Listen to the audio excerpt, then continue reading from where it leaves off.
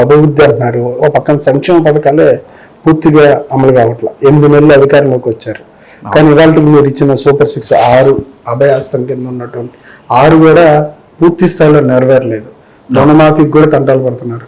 ఏంటి ఎక్కడ జరుగుతుంది? 100కి 100 మీరు అడిగిన ప్రశ్న కూడా వాస్తవం అన్న. ఎందుకంటే ప్రజలందరూ కూడా వాస్తవాలను గమనిస్తున్నారు. మీకు ఒక ప్రెస్ తరపు నుంచి మీకు కూడా డెప్త్ అనలైజ్ తెలుసు. ఈరోజు కాంగ్రెస్ ప్రభుత్వం ఏర్పడ్డ తర్వాత మేము అభివృద్ధిలో భాగంగా 6 పథకాలను అమలు చేసిన మాట వాస్తవం. కానీ తెలంగాణ రాష్ట్రాన్ని నడపాలంటే గడిచిన ప్రభుత్వం అనేక అప్పుల కూబీలో ప్రజానికాన్ని వ్యవస్థని వదిలేసి మాకు అప్పచెప్పారు. సో అందులో మేము వాళ్ళు చేసిన అప్పులకు ఇంట్రెస్టులు కడుతూ మళ్ళీ రాష్ట్రంలో జరగాల్సిన రెగ్యులర్గా జరిగే అడ్మినిస్ట్రేషన్ నడుపుతూ మళ్ళీ మేము అభివృద్ధి పక్కకు ముందుకెళ్ళడానికి 6 పథకాలు ప్రస్తుతం కంప్లీట్ చేయకపోవచ్చు. కానీ ఇప్పుడు మొన్న జరిగిన రైతు రుణమాఫీ విషయంలో చూడొచ్చు, ఏదైతే అవతల పార్టీ వాళ్ళు మా సీఎం గారికి ఇచ్చిన ఒక ఛాలెంజ్ కూడా సంబంధం లేకుండా వాళ్ళు అన్న టైం కన్నా ముందే మరి 2 విడతలుగా రైతు రుణమాఫీని కూడా మరి కంప్లీట్ చేయడం జరిగింది. అలాగే ఫ్రీ బస్సు విషయంలో కూడా అనేక రూమర్స్ వచ్చాయి.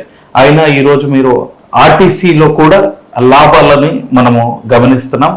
అదే రీతిగా మిగతాయి కూడా సిలిండర్ కావచ్చు, లేదంటే ఫ్రీ కరెంటు 200 యూనిట్స్కి ఏదైతే ఉందో అది కూడా చాలా బిల్లు 0 బిల్స్ కూడా చూస్తూనే ఉన్నాం. ఇంకా కొద్ది టైంలో మిగతాయి కూడా అన్ని ఫుల్ఫిల్ చేయడానికి అన్ని ఆస్కారాలు ఉన్నాయి. మంచి అభివృద్ధిని కూడా చూడబోతున్నారు. అంటే ఆర్టీసీ లాభాలు ఆర్జిస్తుందా ఆర్టీసీ? సో రీసెంట్ గా మనం గమనించినట్టయితే చూడండి, స్టార్టింగ్ లో మనము మహిళలని ఏదైతే మనం ఫ్రీ బస్ ఇచ్చినందుకు ఇది నష్టమే కదా అని చెప్పిన అనలిస్టులు ఈ రోజు బస్సులు పెంచడం వలన, అలాగే వీళ్ళు ఫ్రీ బస్ లేడీసే కాకుండా మరి జెంట్స్కి ఆల్రెడీ మనం ఛార్జ్ చేస్తున్నాం. ఆ ఛార్జెస్ రూపంలో రీసెంట్ గా గడిచిన మాసం లేదా సంవత్సరంలో లాభ నష్టాలను గమనిస్తే మెరుగ్గా ఉన్నాయి. ఇప్పుడు ఇంకా ఆ రకంగా మనము ఇంకా ముందుకెళ్ళిన తర్వాత ఇంకా బ్రహ్మాండమైన అభివృద్ధి కనిపిస్తుంది. రాష్ట్రానికి సంబంధించి మీరు అప్పులు అంటారు, గత ప్రభుత్వం అప్పులు చేసింది. మీరు హామీలు ఇచ్చేటప్పుడు రాష్ట్ర ఆర్థిక పరిస్థితి మీకు ఐడియా లేదా? మీకు తెలుసు, మాకు తెలుసు. మనం సీట్లో కూర్చున్న తర్వాత అవన్నీ అఫీషియల్ గా ముందు పెట్టుకోగలుగుతాం.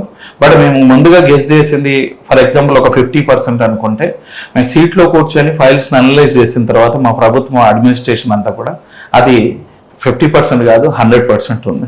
అలాంటి టైంలో మేము వాళ్ళకు వడ్డీలు కడుతూనే ఆపలేము, కట్టలేమంటే మనం వ్యవస్థ ముందుకు తీసుకుపోలేము. కాబట్టి వాటికి వడ్డీలు కడుతూనే మళ్ళీ రాష్ట్రాన్ని కూడా సమానంగా ముందుకు నడిపిస్తూ పోతున్నాం.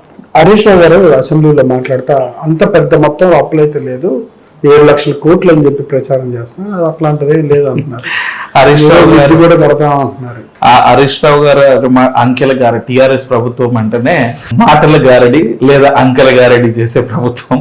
ఉదాహరణ నేను ఎందుకు చెప్తున్నా అంటే, గడిచిన సీఎం గారు ఎవరు మన కేసీఆర్ గారు కూడా అనేక మీటింగ్లో అనేక వాగ్దానాలు కూడా చేస్తున్నారు. అలా మాట్లాడిన దానిలో 10% మాత్రమే చేశారు, 90% ఎక్కడ కూడా అమలు లేదు.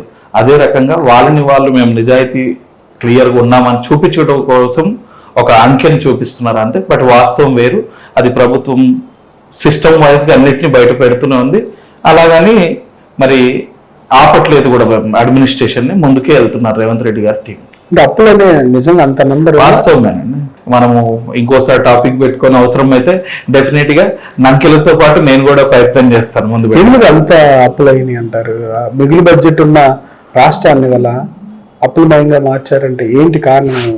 మా ప్రభుత్వం నుంచి మేము చెప్పేది ఒకటే, టిఆర్ఎస్ ప్రభుత్వంలో అది తెలంగాణలో ఒక యాస ఉంది కదా, దంచుకొనుడు దోచుకొనుడు అనే భాగం అయిపోయింది. వాళ్ళు సంపాదించడం కోసం ఫర్ ఎగ్జాంపుల్ 100 రూపాయలు ఉన్న ప్రాజెక్ట్ ని 200 చూపించే క్రమంలో మరి ఆ రకంగా అప్పుల కూబీలో చేశారని నేను అంటాను. ప్రాజెక్టుల నుంచి మాక్సిమం ప్రాజెక్ట్స్ లోనే వాళ్ళు సంపాదించింది. భూముల్లో కూడా మనం గమనించినట్టయితే అనేక రకాలుగా మరి జన్వాడ ఉదాహరణ అనుకోవచ్చు. నాట్ ఓన్లీ రాజనగర్ కాన్స్టిట్యున్సీ కానీ, శంకర్పల్లి కాన్స్టిట్యున్సీ కానీ, కొల్లూరు, మొయినాబాద్ ఏరియాలో అందరికి పెద్ద వాళ్ళకి అప్పుడున్న ప్రభుత్వంలో ఉన్న వాళ్ళకి అనేక మందికి అదే ప్రాబ్లం కదా.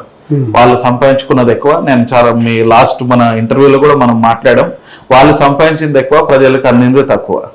కానీ కాంగ్రెస్ ప్రభుత్వంలో ప్రజలే ముందు, అందుకని మేము ప్రజాపాలన అని కూడా అంటున్నాం.